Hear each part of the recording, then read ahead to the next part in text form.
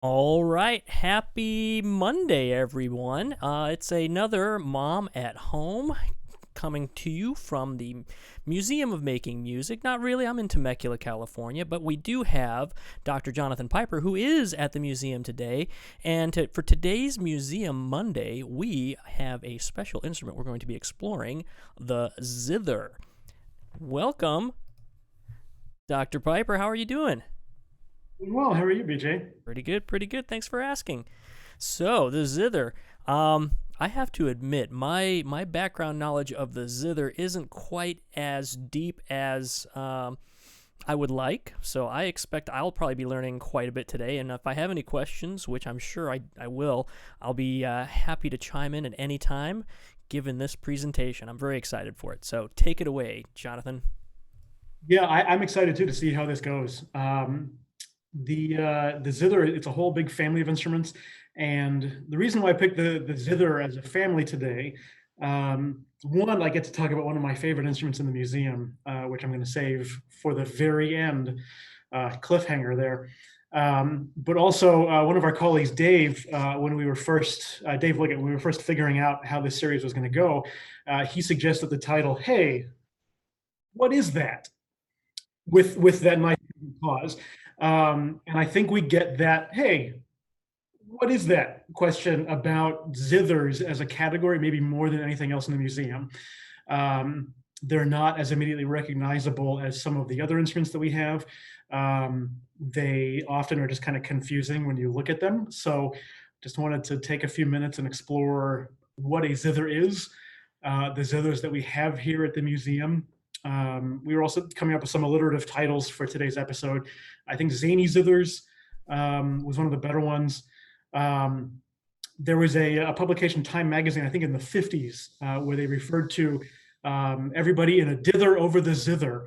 Um, so, all kinds of funny puns that our friend Bill could be making right now. Um, but so to jump in, I guess. So a zither, what is a zither? Um, to start, a zither comes from the word zither comes from the ancient Greek word kithara. Kithara gets Latinized and then sort of Romanized, romanticized through the Romance languages, and becomes our contemporary word guitar. The same word goes up into Northern Europe and becomes Germanized as the zither. So it's very closely related to the concept of a guitar, but the big difference is where a guitar has a separate resonating body or sounding box and a neck, and the strings go the entire length from the top of the neck to the bottom of the sounding box. A zither is just one long sounding box. So I'm going to hold up a zither here. This is a zither. This specifically is a mountain dulcimer or Appalachian dulcimer, but you can see it's one of the more sort of prototypical zithers. It's one solid sounding box. It almost looks like it could have a bit of a neck here, but there's really no functional separation between any of the components. They're all mated directly to this sounding box, and what that does. You get a really nice, rich, resonant tone out of it. Not all zithers are going to have that really nice, rich, resonant tone, but that is sort of one of the sort of components of it, or the characteristics of the sound is just like this really nice, pure, rich, resonant tone. Um, Zithers come from all over the world. It's a really, really broad definition, this idea of an instrument that has one unified sounding box, no separate neck or anything. There are zithers, like I said, from all over the world, from all different time periods. There are zithers going back as far as, I believe, 3,000 years ago. 3000 BC was the first depiction of a stringed instrument, a zither.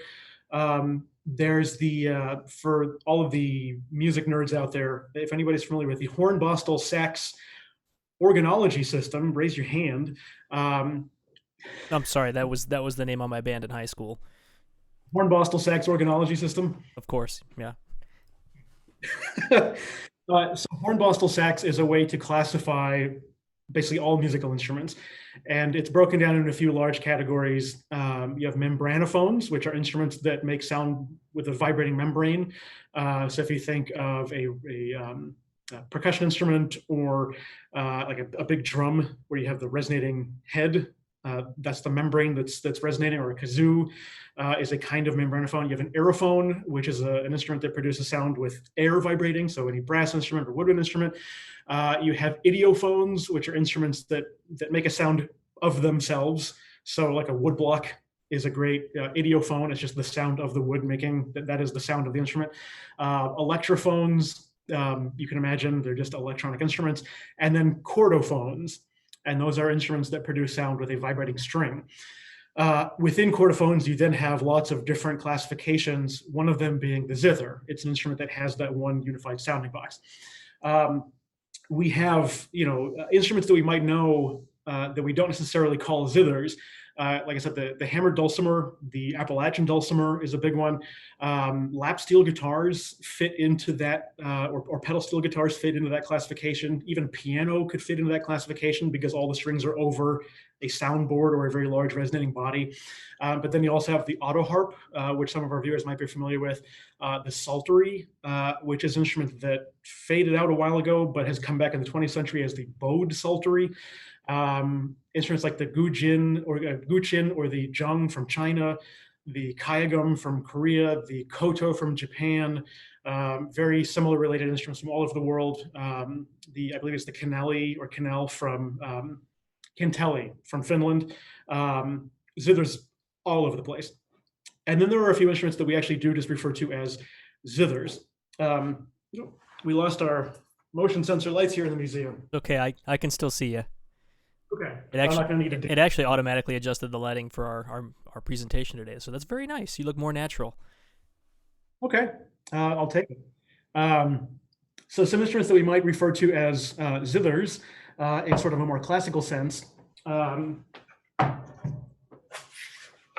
This one right here is what we might call a chord zither. So it's that same unified sounding box. It's just one large thing that makes sound, and it has a ton of strings on it. Some zithers, most zithers are going to be over 30 strings, some up to like 37, even 40, I think. But these are all arranged, or the bottom ones are arranged in chords, so that you can pluck a few and get a chord, so that you don't necessarily have to pick out a chording from all of these different strings over here. These are all going to be melodic strings on this side, and these are all going to be chord strings on this side. What's cool about this instrument is for people who might not have the facility to pluck these strings, there are these handy little buttons up here. If you pull it up and let it go, it's not very well, it's not in great mechanical shape there, but it will strike the strings for you and theoretically make a chord that you can then play accompaniment over. So this is an example of a chord zither. It's kind of like anytime I play a zither, that's pretty much what it sounds like. I notice about that instrument, it has a very furniture-esque quality about it. Like the peg that was holding up the scroll piece at the top, it looked like it could be almost like carved from a table leg or something that was similar to furniture of the time period. Was there any purpose behind that, or was it a remnant of the time period? So that's an interesting question. Zithers like that would have been fairly popular in the U.S. around the turn of the 20th century, so late 19th century, early 20th century. They were popular home instruments, instruments that you could use to accompany yourself when you're performing for friends and family. So that would be a good reason why it would have sort of a decorative furniture-esque kind of look, that dark wood tone, because it would have been expected to blend in probably with some furniture lying around your house.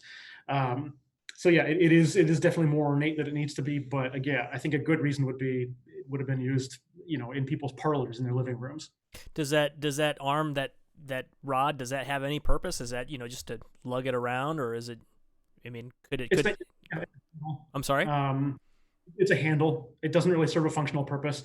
You can have basically the same shape but without. Ooh. I have a whole magic table full of zithers here out here. My cooking show effect. So put the zither in the oven for an hour, and when it comes out, it looks like this. This is what's called a concert zither. And this is, for a lot of people, especially in Northern Europe, sort of a quintessential zither. Similarly to the last couple of examples, lots and lots of strings over here. These ones are all going to be melodic strings arranged chromatically. And then the strings down here are actually over a fretboard. And then interestingly enough, there are some, well, in some other examples, you have frets that only extend halfway across, or, especially when you get higher up in the range, it only extends halfway across so that you can get some slidey type sounds, but on some strings, but then fretted sounds on other strings. This is an instrument that requires lots and lots and lots of practice to do well, because you can pull out sort of bass figures over here and melodic figures over here. This got kind of big in Germany in the 19th century, but hasn't been terribly big since. It got a little bit of popularity in the US in the 1950s. Actually, that Time magazine article that talked about a dither for the zither was in reference to the soundtrack for a British film called The Third Man. And the soundtrack was produced entirely by, I believe, an Austrian musician, Anton Karas. And he performed the entire soundtrack just on a concert zither. And believe it or not, the single from that soundtrack was top of the Billboard sales and stores chart for 11 weeks in the US. A single all of concert zither. So there's a bit of a craze for the concert zither, nothing significant, but it was definitely more popular in the US in the 50s than it had been before. I assume he's still collecting those royalty checks then. God, I hope so. On the zither you just showed us, the one with the frets and everything, I noticed there's at least from my camera here that there was darkening. Were those different colored strings to kind of help define where the position was? Or yeah. So similarly to a harp, you would have the different colored strings to indicate octaves. These would help you pick out like good chording tones. And then you have the same notes in same color through the octave. What's also really cool about this one, it's actually got an electric pickup in it, so you can electrify your concert. So they are still in production. It's a somewhat small market, but there is a market still for concert zithers. Kind of an interesting way that instrument has stuck around with a certain community. We did have a question from Brian. It is, would one have to retune for the chords of the zither that you showed prior to that one? Is that this one? I believe the one before that, the one we were talking about that looked like a piece of furniture. I forgive me for not remembering their names. This one, the model name or brand name is the Chartola numerical zither. I believe it's referred to as a numerical because it has numbers in place of the notes. The idea being it's kind of trying to be so simple that you could read notation entirely based on numbers. So because these are all melodic, they're actually diatonic, which means that you're kind of stuck in a C major scale or A minor, depending on how you look at it. And then these are just going to give you 4 chords. They're not meant to be virtuosic instruments. They're meant to accompany you in fairly simple songs, I would imagine, because there's not a whole lot that you can do with a diatonic C major scale, basically 2 octaves and then 4 chords. Yeah. So theoretically, I guess you could retune it to fit different keys, but I don't think that was the intention. I think it was just meant to be a simple instrument that you could use to accompany yourself on simple songs. Yeah, once you bring it to the gig, you can play a song in any key you want, as long as it's whatever key you've tuned that thing to. Exactly. And there are instruments like that that have had pretty profound effects on music. If you look at like the Cajun accordion, which is in 1 key, and because it got to be so popular, it actually changed the Cajun repertoire because everybody had to play with the accordion. And so all of the tunes started changing key, and some tunes that just wouldn't work on the Cajun accordion stopped being popular. So an instrument like that can have a profound effect. I don't think the numerical zither ever had that kind of effect on popular music. More just, again, sort of an at-home instrument that you could use for your own entertainment. For sure. I believe the bagpipes are similar. You whatever drone the bagpipes playing, that's what key Scottish music's going to be in. So Hopefully, I won't get a Bass. lot of hate mail from our Scottish fans. You know, my mother was born there. I know. Great, great. So like, as the zither became modernized, I mean, what we saw that we could add pickups to it, which lends us to an entire variety of new sounds we can do with, you know, stomp boxes and pedals and all kinds of things. You know, plugging it direct into your recording software if you want to, getting a clean sound of the zither. What other variations did the zither evolve into from that earlier timepiece into the modern day? So that's a fantastic question. So one of the probably more well-known examples of a zither is the Autoharp. And here we have an example of a Zimmerman Autoharp. The Autoharp was invented actually by, forget his first name, but Zimmerman was the inventor of the concept of the Autoharp back in the 1900s, or 1800s. I forget what century we're in sometimes, the 1800s and 19th century. But it didn't really catch on as a manufactured product until early in the 20th century. The idea with the Autoharp is it simplifies the playing process. So you still have your melodic strings here, which you could play melodically, but you also have a number of keys that you can use. And I'll try to show this here. So each of these will have felt pads that will go down and press, basically mute a certain collection of strings, and then the strings that are still allowed to resonate will produce a chord for you. So this is a fairly basic example with a couple of major chords and a couple of seventh chords. But like my dad, you know, has an Autoharp in his closet that has, I think it's like major, minor, and seventh chords for many different notes that you can actually modulate between different keys and still accompany yourself on the Autoharp. The Autoharp really gained popular in the US in the 40s with Mother Maybelle Carter playing it, and then all of the Carter family, the Carter sisters, Johnny Cash picking it up. Janis Joplin picked one up. John Sebastian picked one up. Lots of people in the folk revival picked up an Autoharp. There's something kind of folksy about it. There's something vaguely proletarian about it. It's a really simple, sturdy instrument. Even though it does go out of tune, so you need to tune it somewhat regularly. But it is just a really nice, simple, straight ahead instrument that you can use to accompany yourself. And like I said, those got to be really popular starting in the 40s in through the the 60s, and they're not so hot on the scene anymore. But kind of an interesting piece of where American popular music was for that chunk of time. My quest is to bring back the Autoharp, man. It's gonna happen. You can do it. I wish we had. We don't have a interactive one at the Museum of Making Music, do we? I think that would be an amazing instrument to add to the collection. There was one artifact. I don't know if you pulled the artifact or if it's still there, but we had what was called the Omnichord. Do you remember that? That was no, I did not pull that one. And I'm not familiar with that one, actually. I believe, I don't know who the manufacturer was, if it was Roland or one of the other electronic instruments, but it was an electronic Autoharp. Basically, everything was built into like a ribbon sensor, and then you just had the buttons, which would, not mute strings, but programmatically tell the, instrument what to play. It's basically like a synthesizer, but an Autoharp synthesizer. Instead of having to know the chords, you just push the button and then pass your hand or whatever utensil that you had down the electronic ribbon to make it play. Huh. Innovation in zithers. I do have some background knowledge on zithers. Well, I mean, speaking of innovation, an instrument that we had at the museum a few years ago was the Harpeggi, which is a really cool instrument. That's basically, it's an electrified zither. Effectively, it's a large piece of wood. I believe ours was bamboo.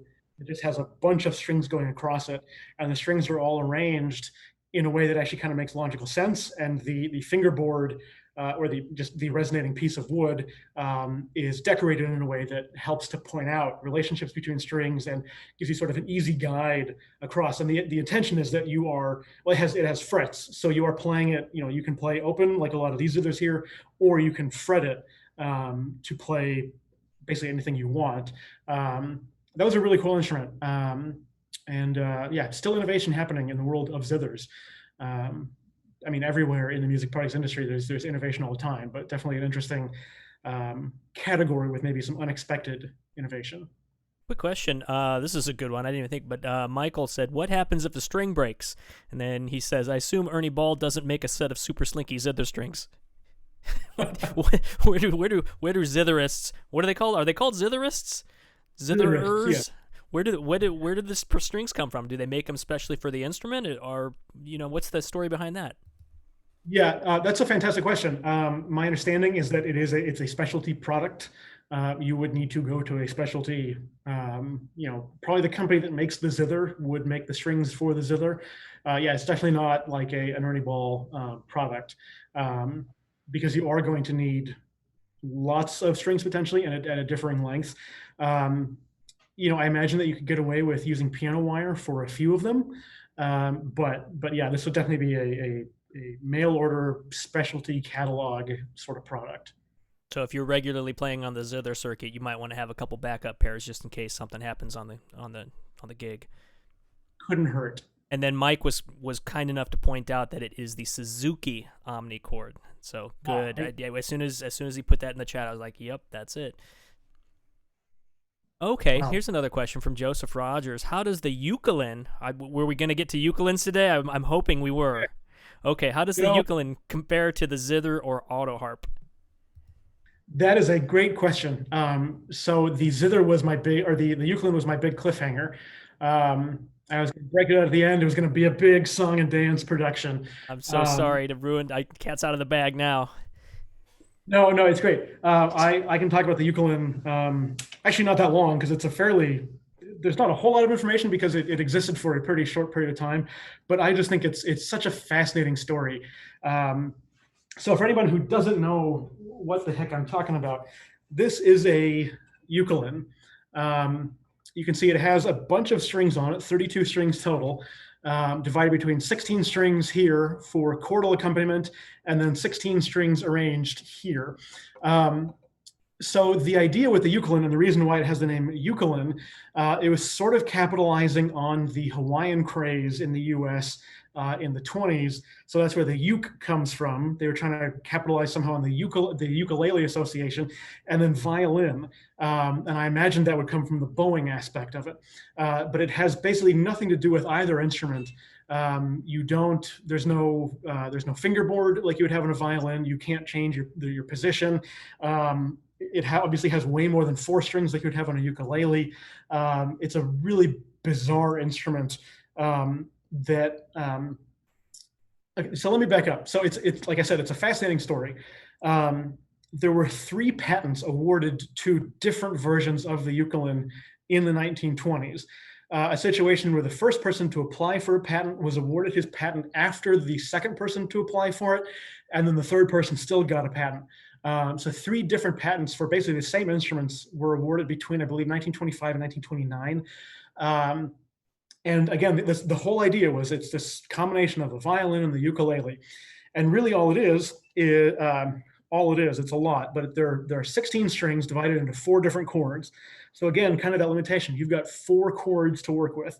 And then there are 16 strings arranged basically in a triangle shape here.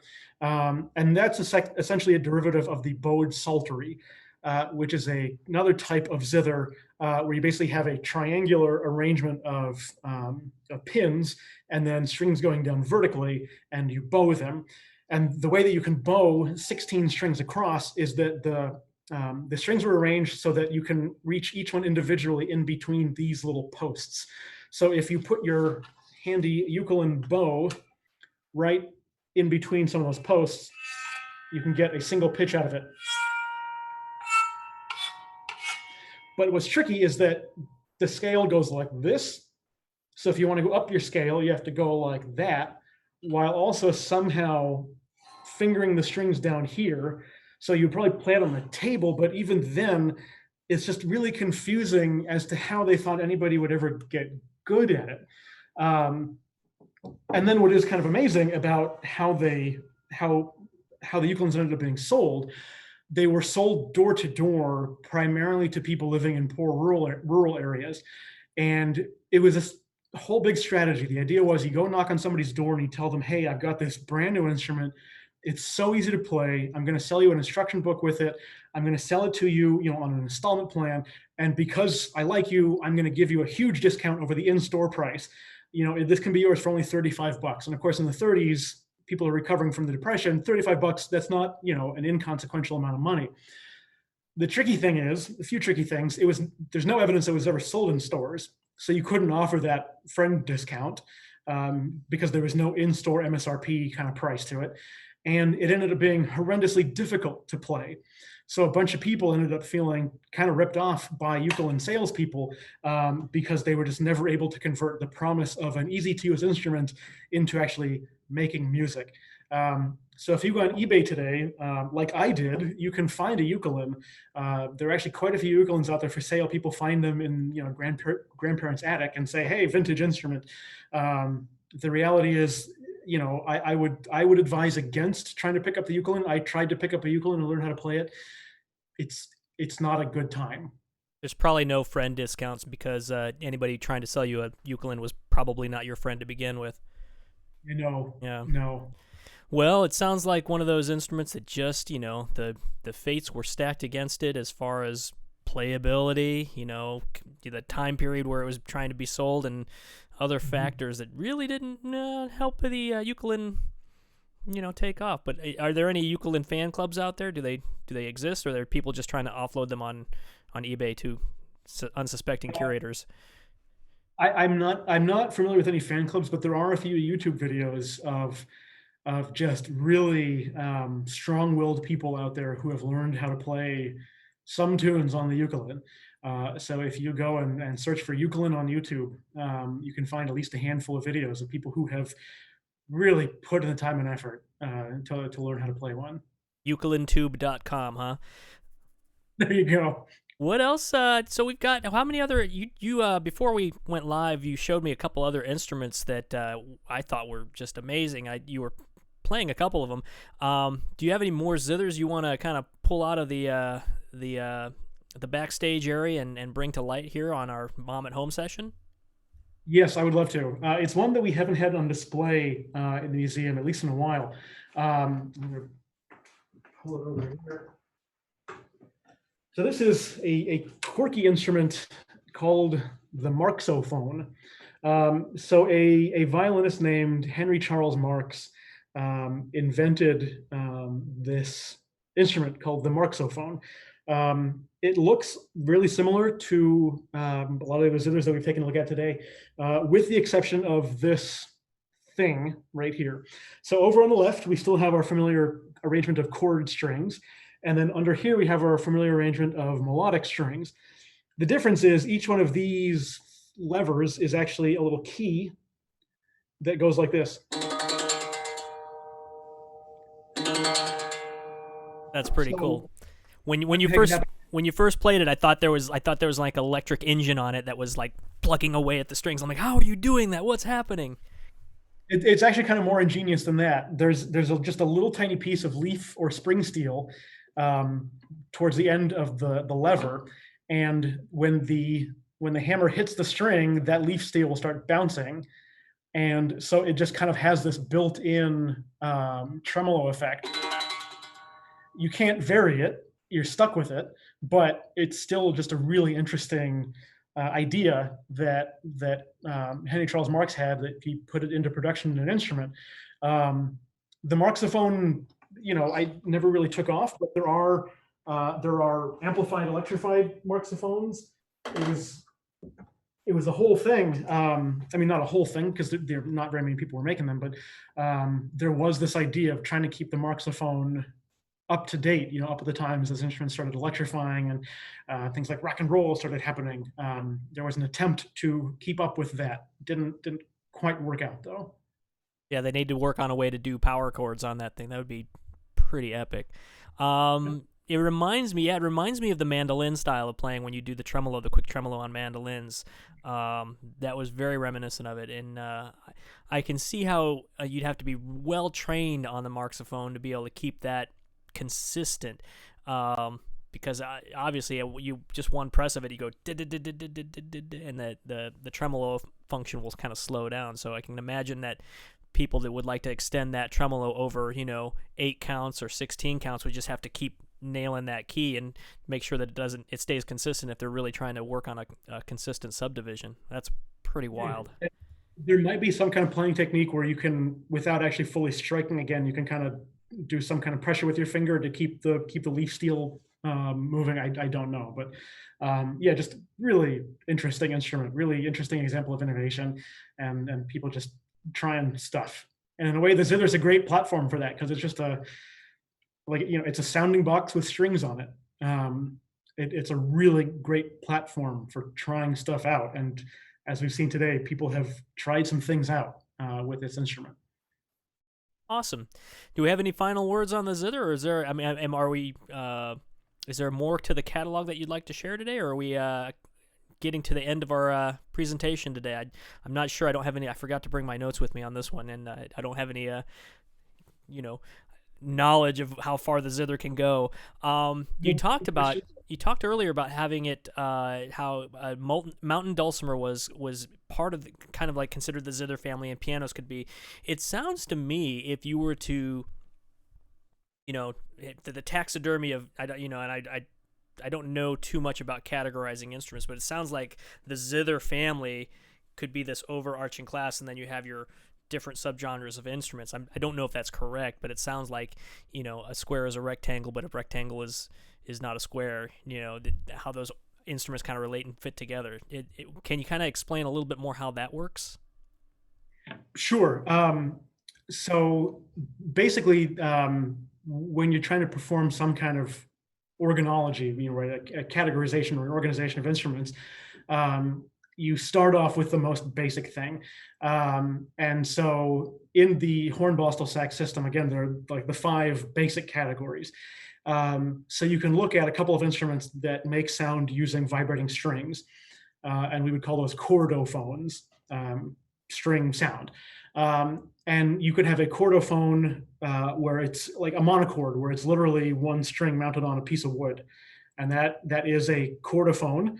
And so you could make a statement about that monochord, something about how it is a string mounted on a sounding box, right? And then you could have a definition where you have multiple strings on a sounding box, and that could be your Zither definition. But you might also have a string instrument where you attach a string to a stick to a gourd and tie a string all the way down there. It's still a string that vibrates and produces a sound, but the instrument is a little bit different now. So you might say, okay, this is an instrument where you have a vibrating body and some kind of extension to it, and the string extends all the way across the instrument. And suddenly that gets you into the lute family. And from there, you can get into the size of the instrument. You can get into the materials that are used, the internal construction techniques. You can get into the distinctions between a lute and a guitar and a mandolin and a ukulele and a banjo and all these other different instruments. Like with the Zither, you can get into differentiations between the dulcimer, the psaltery, the autoharp, the marxophone, all those different things, the piano, the Chapman stick even. You could think of the Chapman stick as an amplified Zither, because the Chapman stick doesn't really have a neck or a body distinction. It's just one long stick, and it's amplified, and you just have chords, strings running the entire length. You basically have a Zither according to that very general definition. But so basically you start with the most general definition, which is how these things make sound, and then you get finer and finer detail from there. And the horn-bosstel sax system, it's basically like the Dewey Decimal System, if you think of it that way. You categorize things by the subject. First, is this fiction or nonfiction? And then if it's fiction, is it murder mystery? Is it historical drama? Is it biographical? Is it whatever? And then from there, is it 19th century, 18th century? Is it Russia? Is it China? Is it France? Is it the US? So there are all different ways that you can get to finer and finer detail eventually you are defining the ukulele. You are defining the mountain dulcimer. I think that's a great topic for a future Mom at Home session. The taxonomy of organology. I'm fascinated by that stuff, really. I like, how to divide and conquer and, until things get into their own little cubby holes of all the information that they're related to and how they're related to other instruments. But maybe we should save that for another time. But thank you for re-explaining that to me. I should have paid more attention to that in my music skills class. So, all right. Well, today, thank you, Jonathan. Fascinating world of zithers. Oh, one more question. Sorry, let me bring it back before I take us out. Do you have any recommended listening? Maybe people are interested in listening to some professional zither players. What should they go to? Any preferred tracks that you have enjoyed? Again, if you go back to any of the old like Carter family stuff, chances are it's going to have some zither on it, or some Autoharp. If you want to check out Marxophone, the Doors, the Beach Boys, even John Prine, recently deceased John Prine used Marxophone in a couple of recordings. Mountain Dulcimer pops up. Musicians like Joni Mitchell. We had in our Henry Diltz exhibition a couple of years ago. We had a beautiful photo of Joni Mitchell playing her mountain dulcimer out in Laurel Canyon. Really gorgeous photo. So the music is out there. Brian Bowers is another good one. He helped to kind of bring zither into bluegrass a little bit. Brian Bowers, excellent musician. Definitely worth checking out. So. It's out there. The soundtrack for The Third Man is actually really beautiful. I'd recommend checking that out. Maybe we can bring that one back, get it to the top of the Spotify downloads list for 11 weeks, if that's still possible anymore. Lots of good music out there. Wonderful. Well, thanks again, Jonathan, and thank you guys for joining us today for our Mom at Home session. We are coming back with another Mom at Home this week on Wednesday, where the Morgan family here in Temecula is going to do a special musical story time. We will be reading The Remarkable Farkle McBride by John Lithgow, and join us then. And then on Friday, we have a Creator's Corner session with music notation software. So we're going to learn how that works, how the notes get onto the page. We hope you'll join us then. All right, everyone, take care and have a great day.